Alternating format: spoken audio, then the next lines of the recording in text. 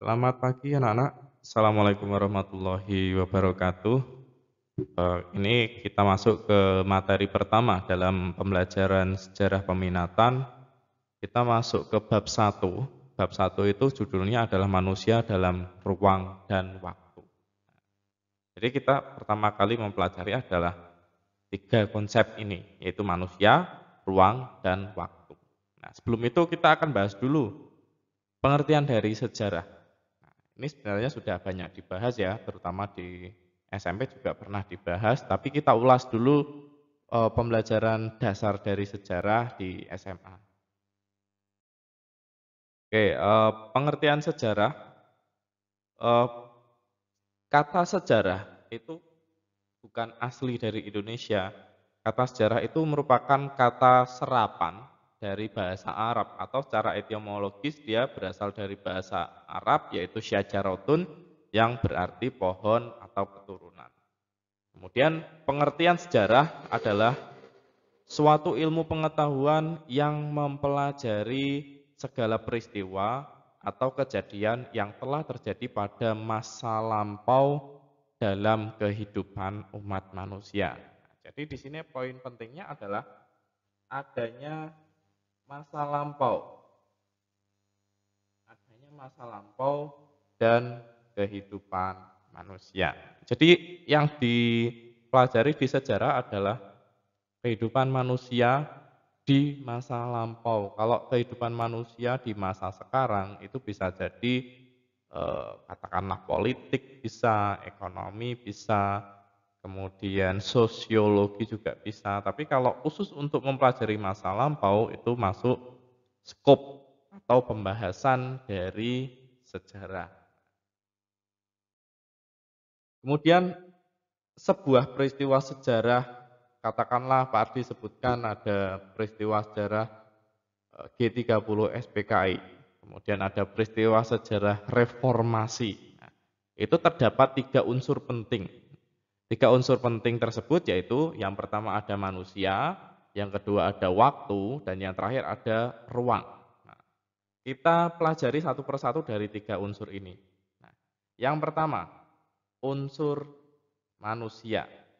Nah, di bawahnya kalian bisa baca, unsur manusia adalah pelaku peristiwa sejarah. Nah, kalau kita lihat dari katakanlah sebagai contoh peristiwa 17 Agustus atau peristiwa proklamasi.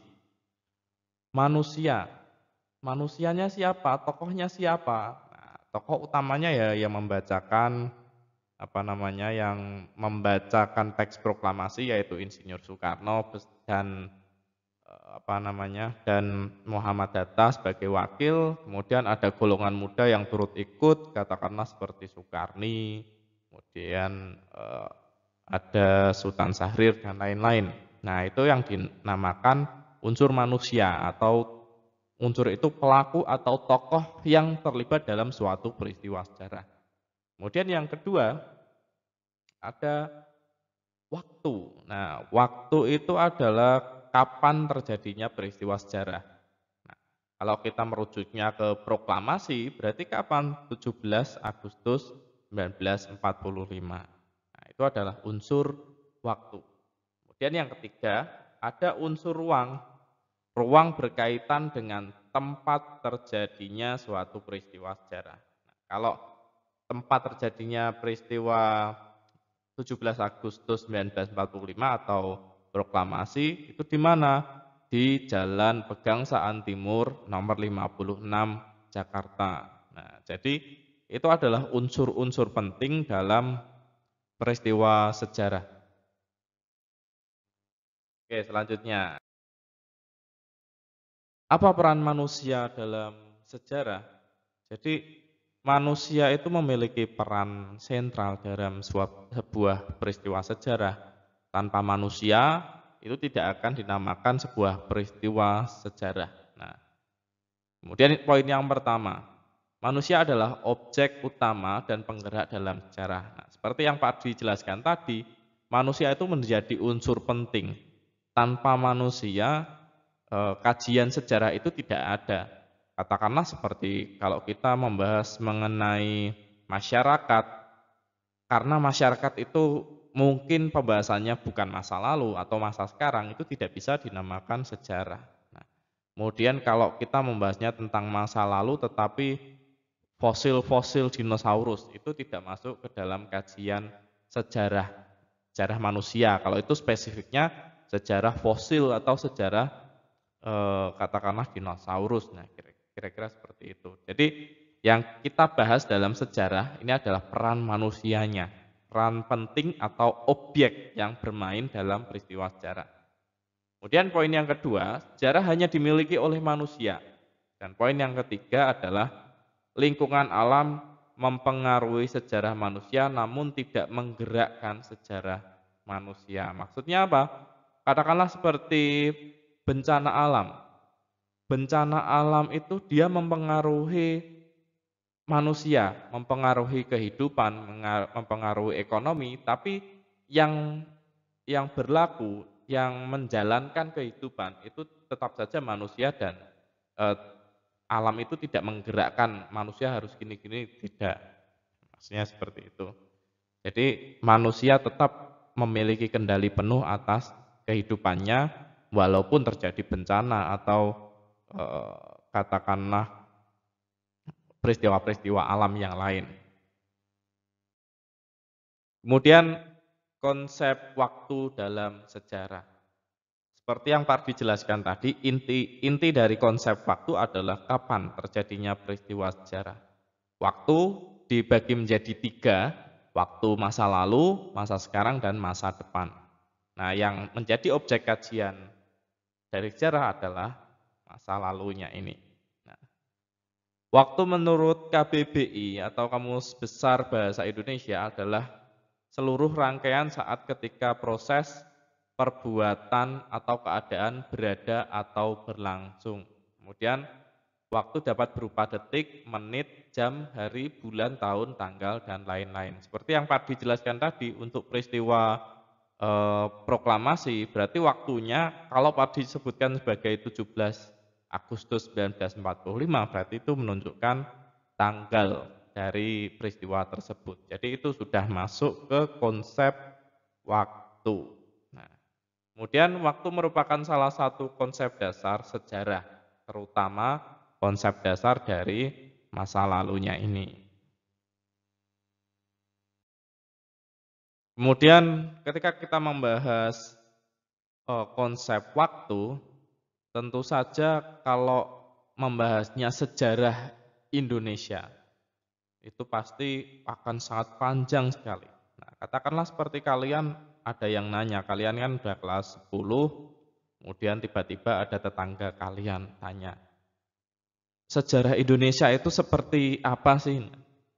Nah, saya minta penjelasan mengenai sejarah Indonesia.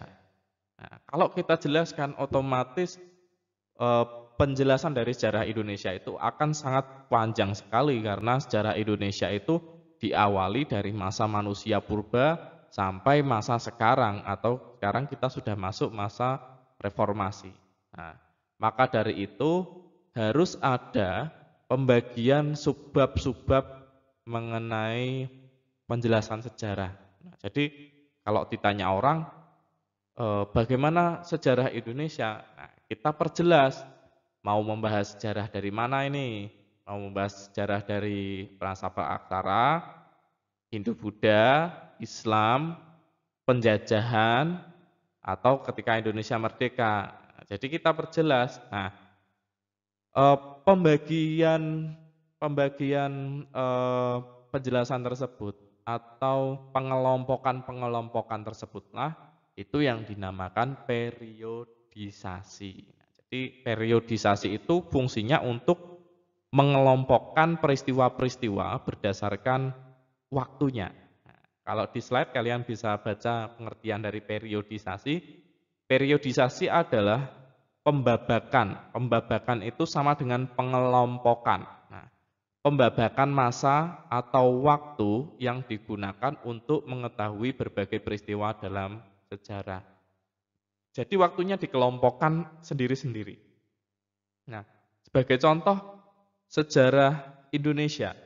Sejarah Indonesia itu sangat panjang. Ketika kita kelompokkan, jadi sejarah masa praaksara, sejarah Hindu-Buddha, sejarah Islam, sejarah kolonial, sejarah Indonesia merdeka, sejarah reformasi, itu lebih mudah kita dalam mempelajarinya daripada kita pelajari dari A sampai Z mengenai pelajaran sejarah Indonesia itu lebih sulit. Jadi kalau kita kelompokkan kecil-kecil itu lebih mudah.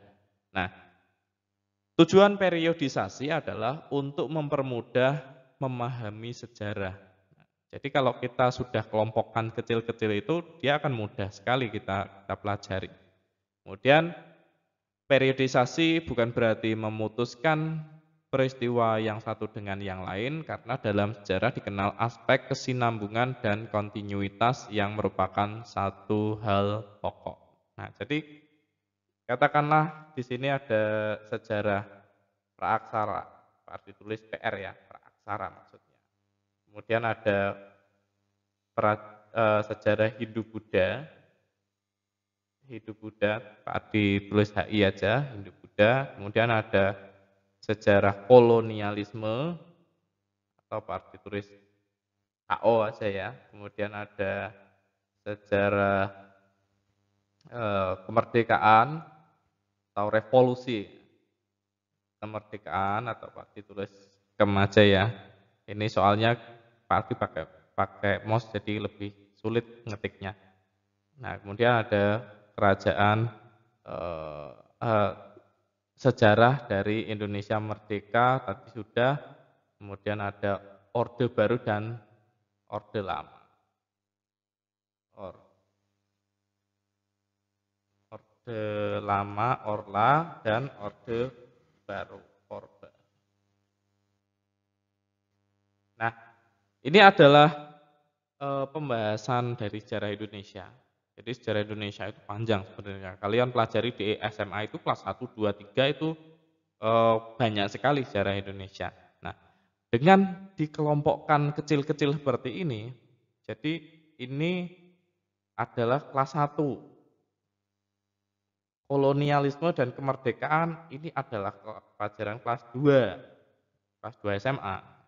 Kemudian yang terakhir ini adalah pelajaran kelas 3. Nah, dengan dikelompokkan seperti ini, kita akan lebih mudah mempelajarinya.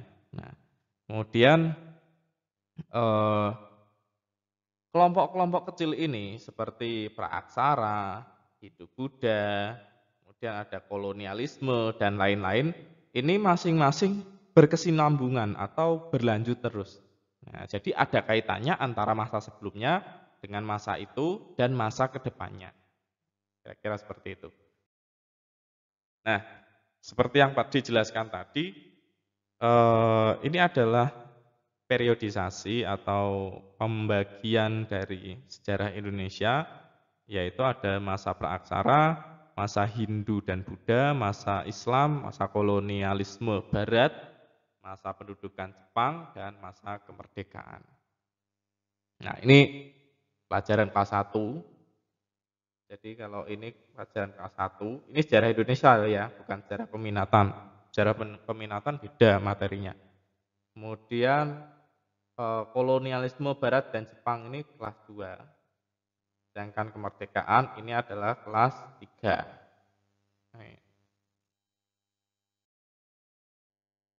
Lanjut. Keterkaitan antara waktu dan pembabakan sejarah. Jadi apa kaitannya waktu dan pembabakan sejarah? Diperlukan periodisasi atau pembabakan zaman sesuai klasifikasi waktu untuk mempermudah manusia dalam mempelajari dan memahami waktu suatu peristiwa sejarah. Nah, jadi dengan adanya pembabakan atau periodisasi itu kita akan memudahkan manusia dalam mempelajari dan memahami waktu dalam sebuah peristiwa sejarah. Kemudian maksud dari periodisasi adalah supaya setiap babak waktu itu menjadi jelas. Jadi dengan adanya pembabakan, dengan adanya periodisasi, kita bisa memperjelas apa yang dibahas di pembahasan tersebut. Katakanlah Pak Ardi membahas mengenai praaksara. Maka nanti akan muncul kehidupan masa praaksara itu bagaimana, kemudian manusia purbanya itu bagaimana, peninggalan berupa benda itu bagaimana, kemudian aspek ekonomi, aspek politik, aspek budaya itu bagaimana. Jadi akan lebih mudah untuk memecah dalam pembahasan kecil-kecil lagi. Nah, itu yang dimaksud kaitan antara waktu dan periodisasi atau pembabakan sejarah. Nanti kalau ada yang diperlukan kalian mau nyatet bisa dicatat, di stop dulu ya. Nah, kemudian konsep yang terakhir dari 3 konsep penting dalam peristiwa sejarah itu adalah konsep ruang. Ruang dalam sejarah. Nah, konsep ruang seperti yang Pak Aldi jelaskan tadi adalah tempat. Nah, tempat ini dinamakan dimensi spasial atau ini adalah istilah dari geografi. Dimensi spasial itu adalah tempat dari suatu peristiwa terjadi. Nah, kemudian adanya ruang memungkinkan orang membuat kategori peristiwa berdasarkan tempat. Nah, kategori peristiwa berdasarkan tempat, sejarah berdasarkan tempat. Contohnya apa? Nah, katakanlah sejarah Kota Semarang. Itu sejarah tapi didasarkan pada ruang atau tempat. Sejarah Magelang, kemudian sejarah Indonesia, sejarah yang terjadi di ruang Indonesia atau di dimensi spasial Indonesia. Nah, itu dinamakan memungkinkan orang membuat kategorisasi berdasarkan tempat. Nah, jadi memungkinkan muncul istilah sejarah lokal, sejarah tempat tapi yang skopnya kecil, sejarah daerah, sejarah nasional, sejarah wilayah, sejarah kawasan. Nah, kira-kira seperti itu. Nah, ini yang Pak Ardi jelaskan tadi contoh konsep ruang dan waktu dari peristiwa sejarah 17 Agustus 1945.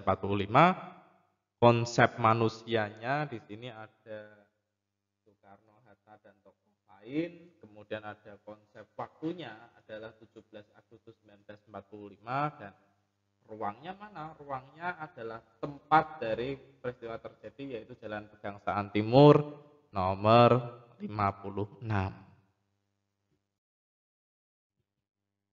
Eh, eh, kemudian ada konsep kausalitas. Konsep kausalitas dalam sejarah. Konsep kausalitas ini merupakan adanya hubungan sebab akibat.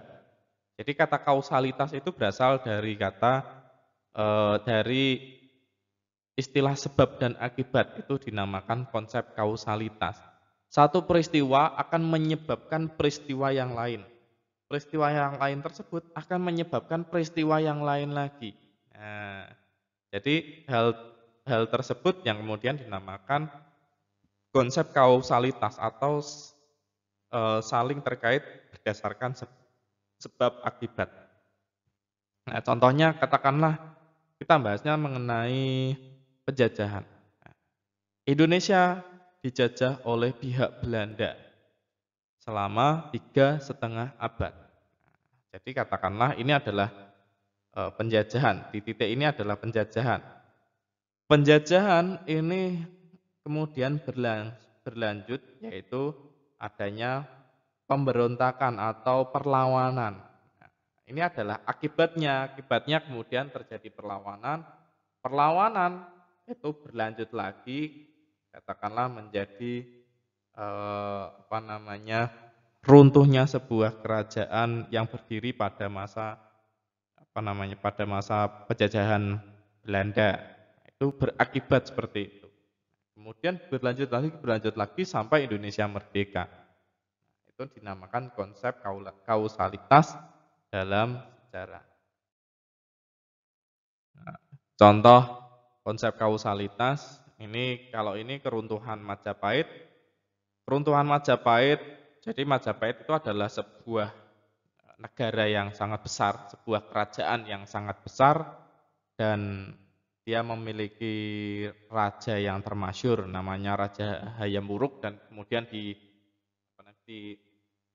didampingi oleh Patih, Mahapatih. Patih itu seperti perdana menteri. Kalau sekarang ya mungkin kayak siapa ya? LBP, Luhut Binsar Panjaitan, kira-kira seperti itu mungkin lah. Nah, jadi orang yang berpengaruh di sebuah negara. Jadi runtuhnya Majapahit itu diawali dengan eh, keadaan yang tidak harmonis antara kedua tokoh Hayam Wuruk dan Gajah Mada. Nah, ini dikarenakan adanya konflik internal. Nah, kalau di slide kalian bisa baca, eh, sepeninggal Hayam Wuruk dan Gajah Mada tidak ada pemimpin yang kuat. Jadi setelah Hayam Wuruk dan Gajah Mada meninggal, itu tidak mewariskan orang yang cakap dalam mengelola sebuah kerajaan. Kemudian berakibat pada runtuhnya perebutan dari kekuasaan Hayam Wuruk tadi. Kemudian konflik tersebut itu berakibat di poin 3 ini adalah menurunnya, melemahnya kekuatan Majapahit hingga berangsur-angsur itu sampai Majapahit kalah dan kemudian kerajaan Hindu-Buddha di Indonesia itu berakhir. Nah, itu dinamakan konsep kausalitas atau saling berkesinambungan mempengaruhi satu peristiwa mempengaruhi peristiwa yang lain. Nah, ini adalah contoh kausalitasnya kalau ini digambarkan dalam sebuah began. Nah, untuk evaluasi silakan dicatat evaluasi ini. Ini adalah tugasnya yaitu jelaskan pengertian konsep manusia, ruang dan waktu, mengapa diperlukan periodisasi dalam sejarah, berikan contoh penerapan konsep kausalitas dalam sebuah peristiwa sejarah dan beri penjelasan, buat artikel sejarah dan tunjukkan konsep manusia, ruang dan waktu. Kalau ini kalian sebutkan saja ya, enggak perlu artikel. Jadi ini nanti katakanlah judulnya saja peristiwa G30 SPKI. Unsur manusia siapa, unsur ruang siapa, dan waktunya siapa. Waktunya kapan, kira-kira itu. Jadi kerjakan, kemudian dikumpulkan di Google Classroom. Oke, jelas ya? Dikumpulkan di Google Classroom. Cukup sekian. Terima kasih sudah menyimak sampai selesai. Kalau bisa di-subscribe dari channelnya Pak di IB Sejarah. Oke, sekian. Wassalamualaikum warahmatullahi wabarakatuh.